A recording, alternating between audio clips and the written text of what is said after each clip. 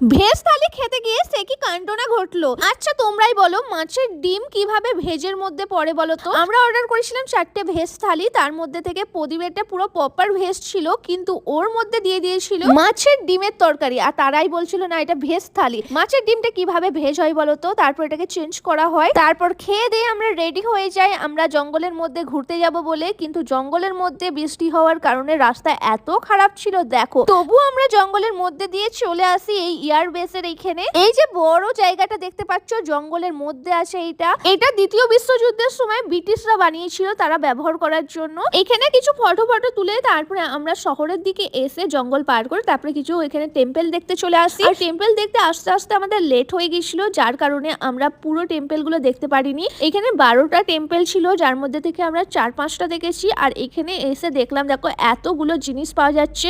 আমি এখান থেকে অনেক কিছু কিনেছি, যেগুলো তোমাদের আমি পরে দেখাবো।